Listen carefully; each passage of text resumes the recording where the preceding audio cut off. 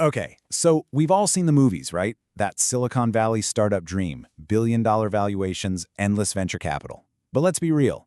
Building a company here in South Africa, that's a whole different ballgame. It's got its own set of challenges and, you guessed it, its own unofficial rulebook for how to actually win.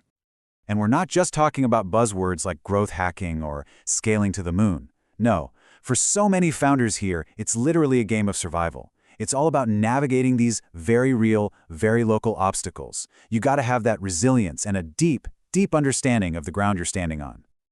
So, the big question is, how do you win? Well, you could just toss out all that generic advice you've heard. What we're gonna do right now is break down the actual, practical, on-the-ground playbook that's built just for the South African startup scene.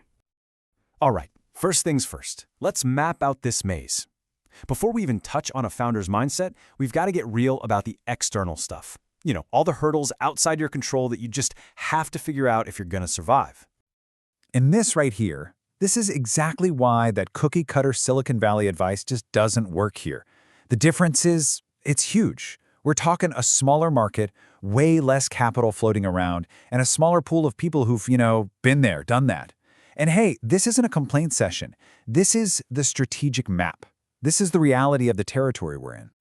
And it goes way beyond just market size. I'm talking about the day-to-day grind.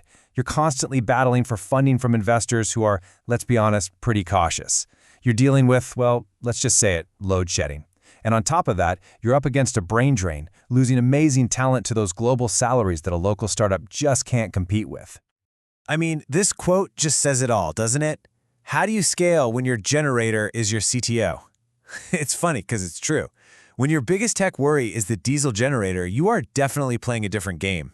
These aren't just little roadblocks. They fundamentally change your entire strategy from the ground up. But here's the kicker.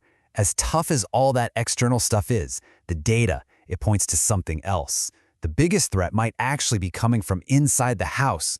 It's this psychological trap that so many founders, especially here, just fall right into. And yeah, here it is, 86%. That is the failure rate for startups in South Africa. It's one of the highest in the entire world. That number, it's a real gut punch. And it forces you to ask a really tough question. If it's not just about the generator or the funding, what is really going on? And when you look at the data, the answer is kind of shocking. The number one reason for failure, at a massive 42%, is no market need. Think about that. It's not running out of money, it's not bad marketing, it's building something that nobody actually wants to buy. That is the heart of this inner trap. So, to really get why this happens, we can actually look to psychology. There's this concept from Carl Jung called the creator archetype, and it's fascinating. It's that powerful drive inside every entrepreneur, right? That need to invent, to create, to bring something totally new into the world. But, and this is a big but, there's a catch. The dark side of that archetype is getting totally absorbed in your own vision, so much so that you ignore what's actually happening in the real world. And that's the absolute core of the problem. The creator in us makes us focus on supply, on our product, our brilliant idea. We fall head over heels in love with what we're building, and we totally forget to stop and ask, hey, does anyone actually want this? It's like we're broadcasting on the radio, but we've completely forgotten to listen for any replies. Okay, so we've mapped the maze outside, and we've spotted the trap inside. Now for the good part. Let's get to the practical, actionable cheat sheet for how to actually do this thing and succeed. All right, so entrepreneur Philip Jabber lays out 5 hard-earned rules. Listen up. Rule 1, build for businesses, not for regular consumers, because frankly, that's where the money is. Rule 2, you got to make money from day one. Investors here are not going to fund your we'll figure out monetization later dream. Rule 3, pick a boring industry. We'll come back to that one. 4, think globally right from the start. And 5, register your company offshore to make it easier to get that international cash. Okay, let's just pause on rule number 3 for a second. Pick a boring industry. I know, it sounds totally wrong, but it is so important. For just a minute, forget about building the next sexy, world-changing app. The real gold in South Africa is often hidden in solving the unglamorous problems for huge, cash-rich industries. Think insurance, mining, agriculture.